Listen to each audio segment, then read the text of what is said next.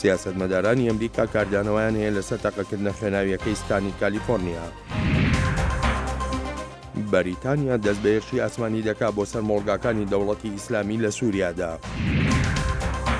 گەنجێکی ئێزدی چیرۆکی ڕزگاربوونی خۆی دەگێڕێتەوە لە گۆڕێکی بە کۆمەڵدا.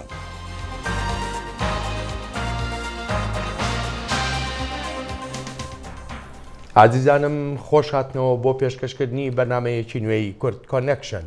کورد کۆنێکشن بەرنامەیەکە دەنگی ئەمریکا لە واشنگتن و ڕاستەخوا لەسەر کەناڵی NRT تێوەشاندن. سەری بەرنامەی ئەمێ ڕوو بکەین کالیفۆرنیا و بزانن کە داویترین پێشهاتین تەقەکردنا بەری دوو ڕۆژان گەهانە کوێدەری. کاربەدەستین ئەمریکی دەبێن بزانن کە هێریشن ڕۆژا چاشەمبێ لە ئێسان بەرناردینۆ بچ مەبەستی بوون و کاژی بەرچی وان دوو چەکداران 14 کەس کوشتن و 21 دیژی بریندارکردن. هەفدەمێ vê serhatiyê ڕۆناهی دikefte ser pirsa kontrolkirina çekan li Amerîka di nav Kongresê Amerîkî de herwesa di nav kandîdên hilbijartinên serokatiyê de.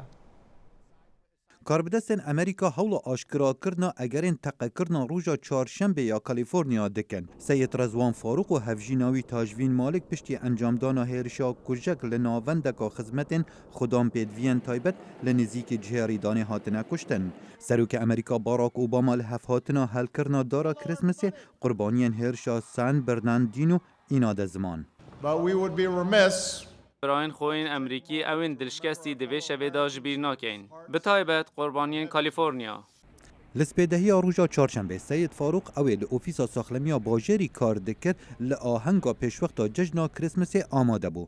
Lê carekadî digel hevjîna xwe biçek vegera cihê ahengê û ev kuştinkariye encam da. Heta niha li gor ofîsa vekolînên navxwîyê FBI aşkira nebûye eger eve kirdareka terorîstî bit lê ev bûçûneş dûr neêxist.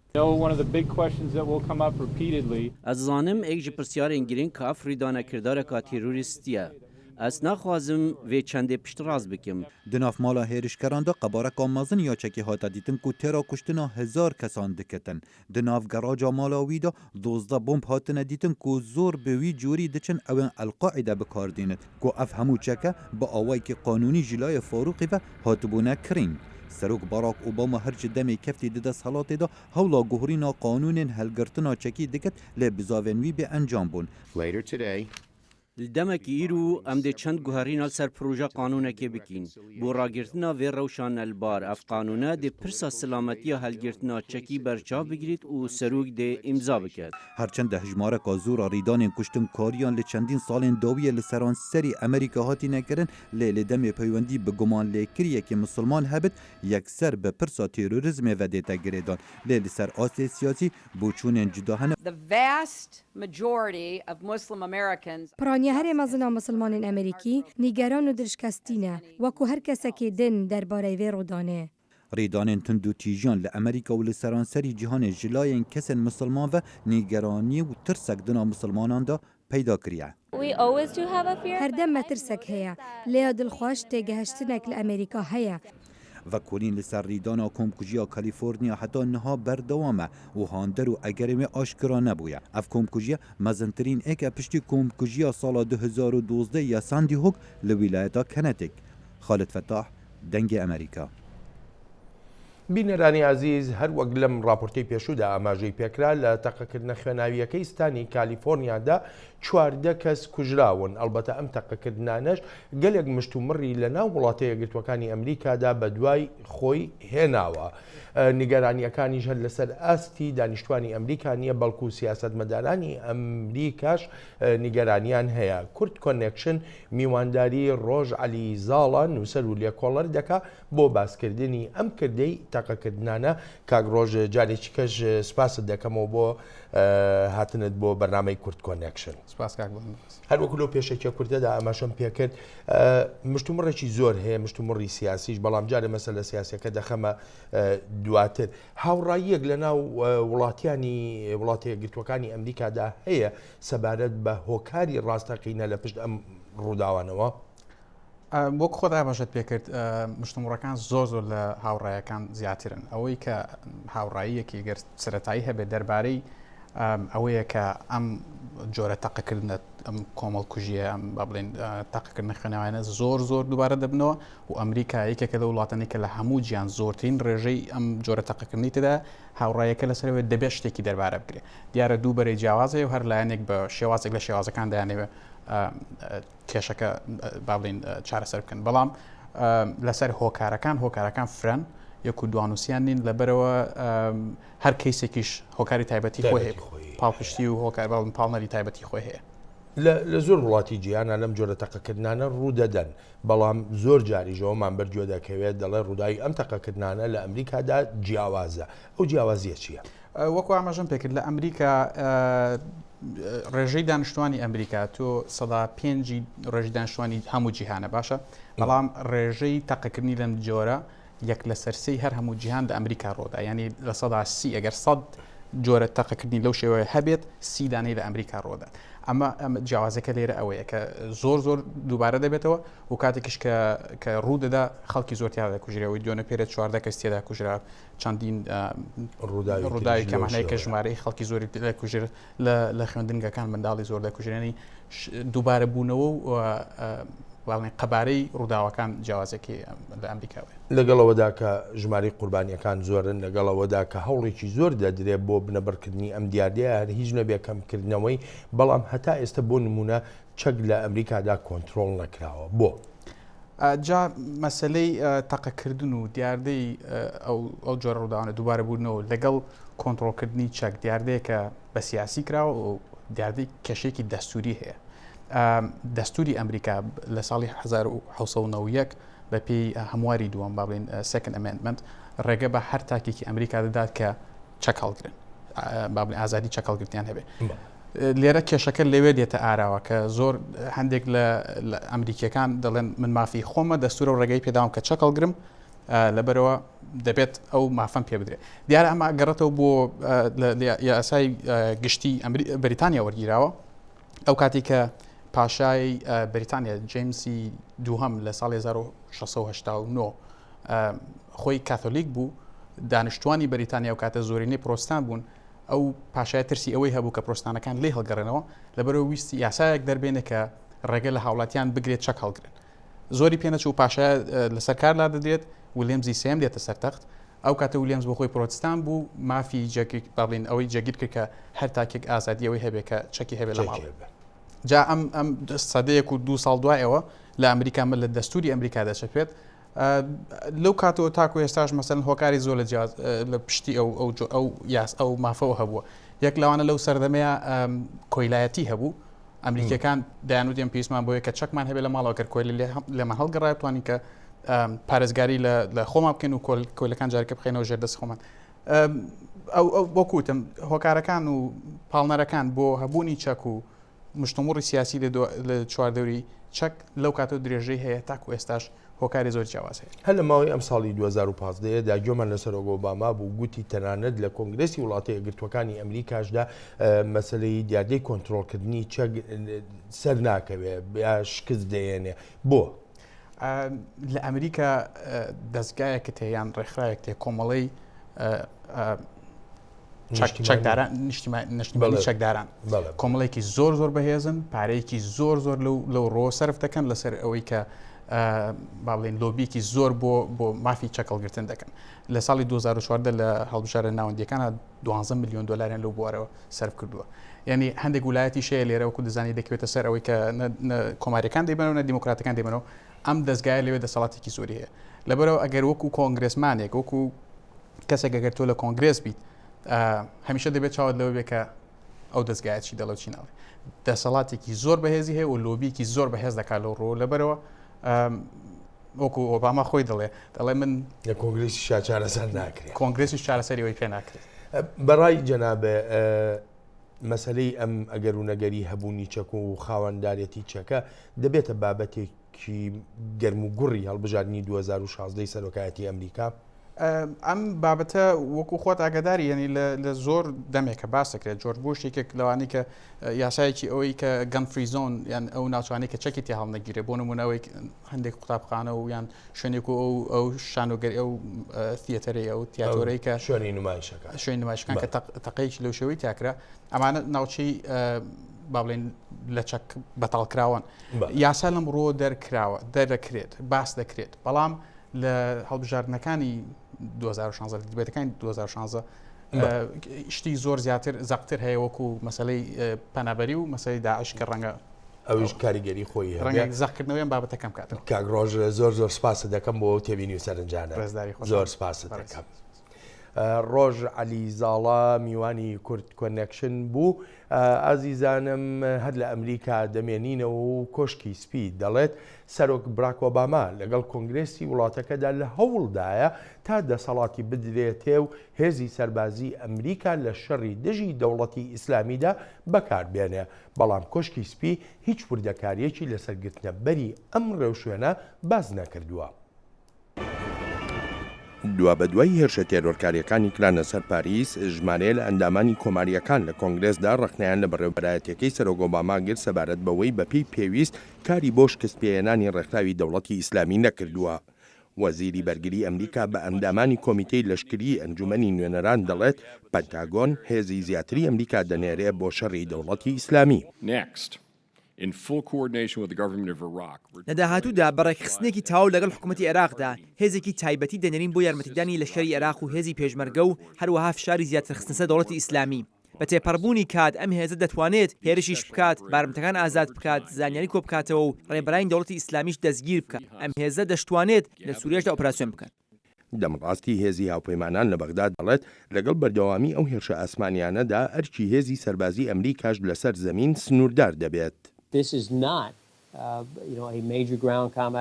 ئەمە بۆ ئۆپراسیۆنێکی سەرەکی زەمینی نییە. ژمارەی سەربازەکان لە عێراقدا نیشانەیە کە ئۆپراسیۆنەکان سنووردار دەبن لە ڕەوشی زۆر دیاریکراودا. پەنتاگۆن ناڵێت چەند سەرباز دەنێردرێت بۆ عێراق بەڵام دەڵێت لەوانەیە شانبەشانی هێزە کوردیەکان شەڕ بکەن. لە دانیشتنەکەی کۆنگرێسدا زۆرێک لە ئەندامان خۆشحاڵی خۆیان دەربڕی وەلی هەندێکیشیان دەڵێن پێویستە وڵاتانی ناوچەکەش کاری زیاتر بکەن. چونکە ئەگەر تەنها هێزە ڕۆژئاواییەکان بن ئەوە گرنگی دەدرێت بە پەیامەکەی ئەم ڕێکخراوە و خەڵکی زیاتر دەستنە لایەن و هەروە سەرکەوتنیشمان سەخت دەکات. لە کۆبوونەوە لوتکەیەکەی گۆڕانی کەشوهەوا لە پاریس سەرۆک ئۆباما وتی هاوپەیمانێتی وڵاتان سەر دەکەوێت بەسەر دەوڵەتی ئیسلامیدا و گەشتبینی خۆشی دەربڕی بەوەی لە کۆتاییدا سەرۆکی ڕووسیا پشتیوانی لە قۆناغی گواستنەوەی سیاسی سووریا دەکات. هەروە دێ و ئاڵۆزیەکانی نێوان تورکیا و رووسیا لە زیادبووندان هەردوو وڵات لە ڕووی لەشکریەوە خۆیان لەسەر سنووری تورکیا سووریا تۆکمە دەکەن. هاوکات ژمارەیە لە ئەندامانی کۆنگرێسی ئەمریکاش دەڵێن پێویستە دەسەڵاتدان بە هێزی لەشکری بهێنرێتە هۆڵی پەرلەمانەوە لەم شەڕەی دژی دەوڵەتی ئیسلامیدا. ئایا ئەمە یارمەتی دەردەبێت لەم شەڕەدا بۆ شکستهێنانی دەوڵەتی ئیسلامی ئەگەر کۆنگرس بەرپرسیارەتە دەستوریەکانی بەجێبگەێنێت؟ وەزیری دەرەوەی ئەمریکاش لە بەلگراد و لە کۆبوونەوەی ڕێکخراوی ئاسایشی و هاوکاری ئەوروپادا جەختی کردەوە لەوەی پێویستە هێزی زەمینی سووریایی و عارەبیش پێک بهێنرێ بۆ لەناوبردنی ڕێکخراوی دەوڵەتی ئیسلامی. لە پەراوێزی ئەم کۆبوونەوەیشدا بەڕێزکێری لەگەڵ سێرگێ لاڤرۆڤ کۆبۆتەوە وێڕای ئەو جیاوازیانەی لە نێوان واشنگتن و مۆسکۆدا هەیە لەسەر چارەنووسی بەشار الئەسەد سەرۆکی سووریا. و فڕۆکین بریتانی دەست بێ بمبارانکردنا کۆمەڵا دەوڵەتە ئیسلامی داعش دەکات دناو سووریەدا بە هەمان شێوەیە کارین لەشکریین ئەمریکا و فەرەنسا ئەوژی پشتیک و بەرلەمانی بریتانی داخوازە سەرۆکوەزیر پەسەند کردی. چەند سەعاتان پشتی پەرلەمانی بریتانی کارین لەشکری دی سووریادا پەسەند کرین چار فڕۆکن تۆرنەی دوێن بریتانیش بنگەهی قوبرسی ڕابوون و ئارمانجین دەوڵەتە ئیسلامی داعش بۆمباران کردن. درێژاهیە ڕۆژی دوه چارشەم پەرلەمانی بریتانی دەمشت و مەڕێدا بوو ji bo pesendkirina wan kiryaran. دەبێت ئەم بەرسەوە داخوازە هەڤڵبەندên xwe bidin karên em dixwazin qanûniye û pêdiviye û ew karekê rewaya da ku welatê me bi selamet bî. ئەم فڕوکێن شەڕی پنێرین ئەس دەزانن دێ ئەنجام چ بن یان ئەم خۆڕاگرین و هەموو هەوڵێن خۆ بۆ ئاشتی و کارێ مرۆڤانی و ڕێککەفتنا سیاسی بێخینەگەر.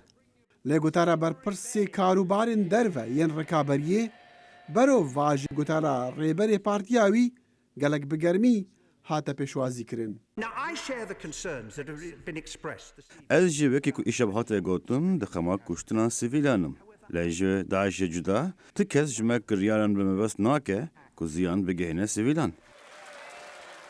پێشنیازە حکوومەتە کامرۆن هات پەسەندکردن بێ 397 دەنگێن ئەرێ هەمبەری 223 دەنگێن دژ لێ هەرچا بتن پرسا مایتێکردنا بریتانیا بە تایبەت هێریشên فڕۆکان di şerê dijî Daeş de li Sûriya nebes Berlaman dabeşkiriya belkû xelkê giştî jî. Ev miştumur du layenin layenek bêdengî ye got encam bi ziyanin êdî nepesend e. Layenê dî ew e gelokarê leşkerî dê guherînê bikit ez bawer dikim ev e kêşvekêş e. Serokwezîr Cameron rewayiyê didete hêrîşên firokan weka stratîjeka berfireh bo lêdana Daeş li demekî şervanên rikaberên Sûrî li meydanê şerê dikin. Brîtanya dibêje 7,000 serhildayên Sûrî amade ne şerê komalên tîroristî bikin. Brîtanya beşdarî şerê bi firokan li dijî Daeş bû bi tenişt Amerîka û Fransa û Serokwezîr Cameron bi hîviya stratîjiyek berfirehtir e ji bo nehêlana radîkalan. Cameron dibêjtin karên Brîtanya ji bo parastina sivîl û medeniyana ji Daeş. Ji bo vê kampênê jî Brîtanya 8 firokên dî hinardine bingehê xwe li Qubrısê. Pitira ji salekê Brîtanya Daeş di Iraqê de diket armanc. Lê rawergirtinan xuya dikir ku rêjeya pesendkirina karên leşkerî Brîtanî di Sûriya de geha bû nizimtirîn ast. Hev demê miştûmerê li ser pesendkirina hêrîşên firokan li çend bajarên Brîtanya xwepêşandan dijî wê pêngavê dihatin kirin.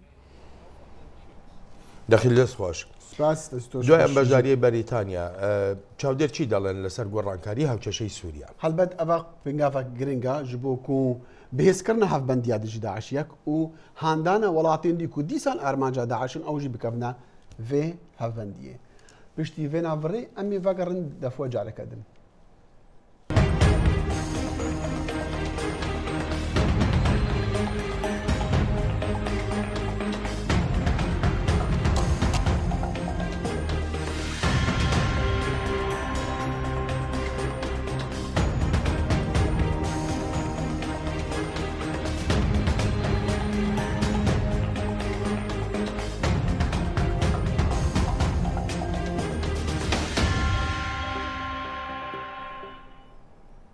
ژمارەیەک لە جەنگاوەرانی بیانی پەیوەندیان کردووە بە یەکینەکانی پاراستنی گەل واتە یەپەگە بۆ بەشداریکردن لە شەڕی دژی دەوڵەتی ئیسلامیدا.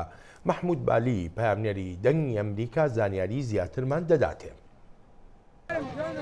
پشتی گویەکەنین پاراستنا گەلی یەپەگێ وەک هێزەکە شەڕێ تیروستێ دکە هات ناسکردن لە جیهانێ. بدەها شەروانین بەیانی ji hemû welatan berê xwedan Rojavayê Kurdistanê û tevlî refê yepegê bûn ku şerê tîrûstê bikin. Denî Sîpan berpirsa noxteya perwerdê a şervanên beyanî ji dengê Amerîka ra sedema hatina wan li nav yepegê şirûve kir. Daeş ne tenê dijminê me ye, dijminê yanî insaniyetê hemû ye. Wê tiştê dibînin di welatê xwe de. Meselen diçin erebegî teqînî dikin, ew qas kes dimirin. Diçin insana diravînin, insana dixatifînin. Di nav refên yepegê û yepecê de bi deha keç û xortên beyanî ji hemû netewên cîhanê hene. Hana keçeke ji Kanada hatiye Rojavayê Kurdistanê ji bo şerê rêxistina Daişê bike.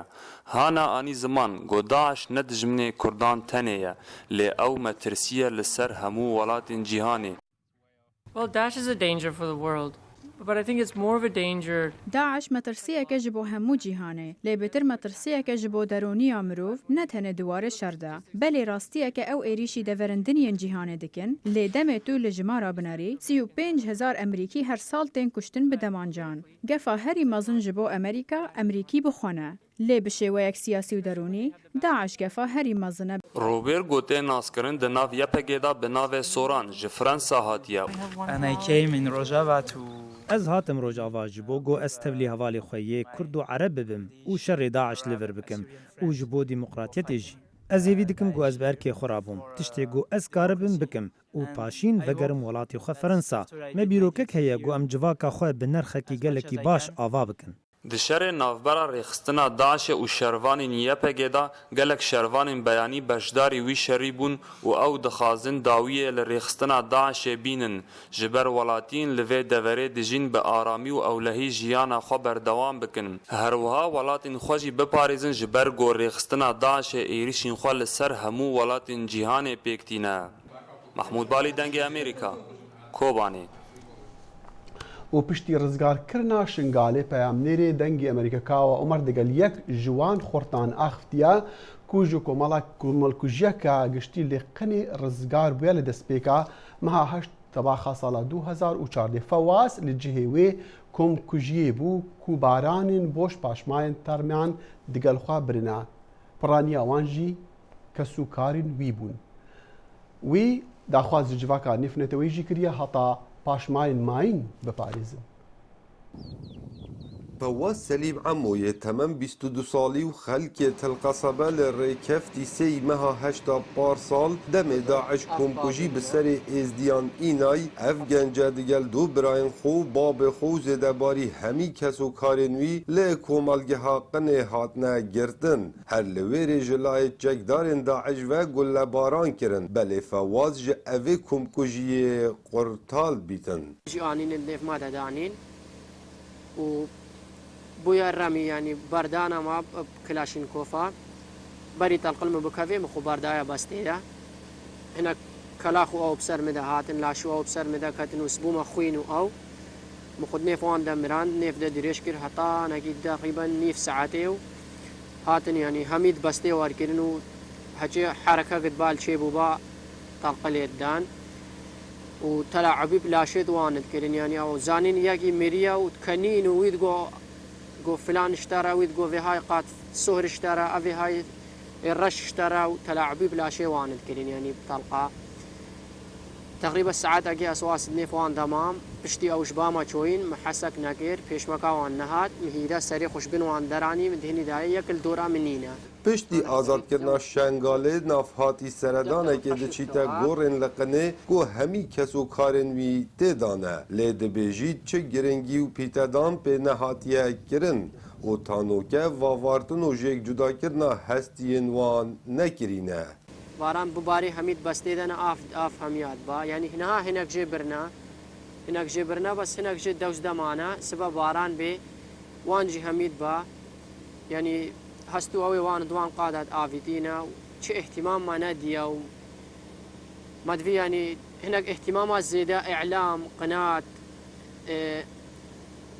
كي قسي كاربي مساعدك وان بكا ومساعدك ما بكا مدفي دسته خوب لوینه بری بارانک تشتک بی لاش وان کلا خشوی دری آف ببا گورن لقنه کو دکویت روش حالات باجار شنگاله به دیراتیا 10 کیلومتران و جمارا او کسین لحاتین کشتن ده گهیت 83 کسان گو پتری 6 کسان جه بنامالا فوازینه یانکو کسو کارنوی نزیکن کاوا عمر دنگ امریکا قزا شنگال لەوەتای شۆرشی ئیسلامیەوە لە ئێران پاسدارانی شۆرشی ئیسلامی کۆنتترۆلیان لەسەر بڕیاری سیاسی وڵاتەکە هەیە لەسەر هەردوو ئاستی ناوخۆیی و دەرەوەییش ئەمەش وهای کردووە پێشەلکاریەکانی مافەکانی مرۆڤ بەردەوام بن و وەک سەلاحی پیرۆتی لە راپۆرتەکەیدا باسی دەکا هۆکارێکیشە بۆ ئاورخۆشکردنی قەیرانەکانی ڕۆژهەڵاتی ناوەڕاست.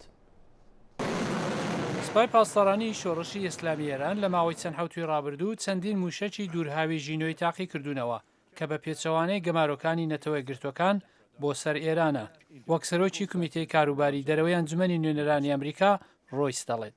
From nuclear proliferation to support of international terrorism لە پرۆگرامی ناوچیەوە بۆ سازکردنی چەک بیگرێت تا دەگاتە پشتیوانیکردن لە تێرۆریزمی نێونەتەوەی و پێشێلکردنی مافەکانی مرۆڤ سپای پاسداران ئەمانە ئێرانیان کردوتە ئەو هەڕەشە جیهانیە کە ئێستا هەن ئەو سوپایە بەرپرسیاری سەرکوتکردنی دیموکراسیە لە ناوخۆی وڵاتەکە و هەروە بڵاوکردنەوەی ئایدۆلۆژیی ئێران بۆ دەرەوە و سەرهەڵدانی کێشە و ئاڵۆزی لە خۆرهەڵاتی ناوەڕاست.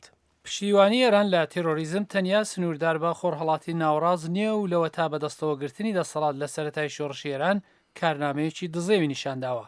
The seizure of our embassy in Tehran, 1979. لە گرتنی باڵێۆزخانەی ئەمریکا لە تاران لە ساڵی 1970 بگرە هەتا تەقاندنەوەی باڵێۆزخانەی ئێمە لە بەیروت لە ساڵی 1970 و کوشتنی 300 ئەمریکایی هێرش بۆ سەر باڵێۆزخانەی ئیسرائیل و ناوەندی کولتوری جوولەکەکان لە بۆینس ئایرس و تەقاندنەوەی بورجی خوبر لە عەربستانی سعودی کە ئەمریکایی تێدا کوژران و هەروەها چەند ساڵ لەمەوە پێش پیلان بۆ کوشتنی باڵوێزی عەربستانی سعودی لێرە لە واشنگتن و هەموو ئەو پیلانانە جێپەنجەی ئێرانی پێوە دیارن. بەلای دەسەڵاتدارانی کۆماری ئیسلامی و بە تایبەت ڕێبەر شۆڕشی ئیسلامی تەنیا ڕووداوێکی مێژووی ڕابردوو نییە کە تەواو بێت، بەڵکو ئەو شۆڕشە هەر درێژەی هەیە وەک ئەلی ئەلفۆنی لە ناوەند بۆ بەرگری لە دموکراسی دەیخاتە ڕوو. لە ڕوانگەی ئەوانەوە شۆڕشەکە دائیمیە، هەموو ڕۆژێک ڕوودەدات و مەکینە و هەندەری ئەو شۆڕشە سپای پاسدارانی شۆڕشی ئیسلامیە. هەر بۆیە لەگەڵ هێندێک لە هاوکارانم لێرە لە واشنگتۆن هاوڕانین کە هاتنە سەرکاری سرۆک ڕۆحانی و بەڵێنی و توێژی دوولایەنە لەگەڵ ئەمریکا و ڕێکەوتنی ناوەکی کارێکی وا دەکات ژیان لە کۆماری ئیسلامیدا هاسانتر بێت. ئێران پشتیوانی سیاسی لە ڕژیمی ئاستا دەکات و یارمەتی لەشکری و داراییش دابین دەکات. ئەو ترسە لە گۆڕێدایە کە ئەو پوڵی دوای ڕێکەوتنی ناوچی دراوەتەوە ئێران سپا بۆ مەبەستی خۆی کەڵکی لێوەردەگرێت. سوپای پاسداران نەتەنیا دیاریکردنی ڕێبازی سیاسی لە دەستدایە، بەڵکو هەرە بەرژەوەندی زۆری لە ڕووی داراییەوە لە ڕێکەوتنی ناوەکی پێگەیشتووە، بەشێکی زۆری ئەو پوڵەی بە کۆماری ئیسلامی گەیشتووە بۆ ئەو کۆمپانیانە دەچێت کە خاوەنەکانیان سوپای پاسدارانن یان ڕاستەوخۆ پوڵەکە بۆ بودجەی لەشکری سوپا دەچێت. واتە کۆماری ئیسلامی لە ڕێگای سوپاوە یارمەتی بە میلیشاکانی شیعە لە عێراق و حیزبوڵڵا لە لوبنان و ڕاگررتنی ئاسەد لەسەر دەسەڵات دەکات. سەلاحی پیرۆتی دەنگی ئەمریکا. و دیگەل بابەتیمەی داویک و جارە یەکەیە خوێندکارن خوێندنگەیان سەرەتایی لێ هەرێما کوردستانە عێراقی وانێن کۆمپیوتەر و ئەنتەرنێتی دۆخینن. پامێرا دەنگی ئەمریکا لە سلێمانی ژیار محەممەد سەردانە یەک جوان خوێندنگەها کردە و ئەفراپۆرت گەهاندیە. پێی سیستەمەنوێیەکەی خوێندن خوێندکاران لەمە دوا زیاتر سوود لە تەکنەلۆژیا و سیستەمی ئەلەکترۆنی دەبینن بۆ خوێندنی وانەکانیان. دەستمان کردووە بەوەی کە هەموو وانەوتنەوەکان لە ڕێگای PDF و پاوەرپۆینتەوە بێت و بەستنەوەی مەکتەبەکانمان بە ئینتەرنێت و نێتوۆرکەوە بە هەموو مەکتەبەکان بەستنەوەی مەکتەبەکان.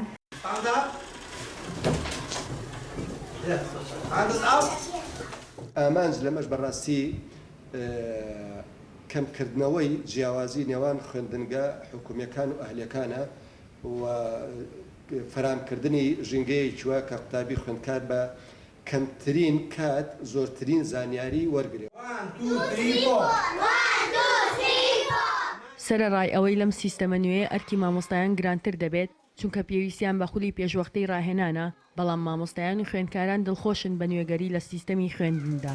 ئەوەسایەت بەگشتی بۆ پرۆسێ زۆر بە باشێزانن کارێکی زۆر پێشکەوتووە بڕۆ عەسری ئەولەمە و زانیاریە ئەبێ ئێمە هەوڵ بێن ئەو کارانی کەیکەین بەرەو پێشبردننی پرۆسی پەروەردەبێت.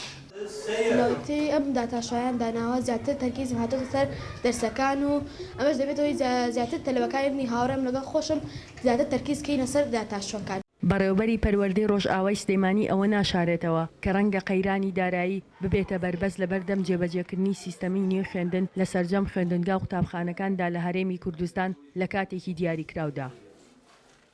تەنیا گرفتێکی سەرەکی ئەگەر هەبێت مەسەلەی دارایی ئەگەر ئەو گرفتە لە ئاران نەبووایە ڕەنگە بەڕێی من بە 5 ساڵ ئەتوانرێت لەسەر تاسەری کوردستان هەموو جێبەجێ.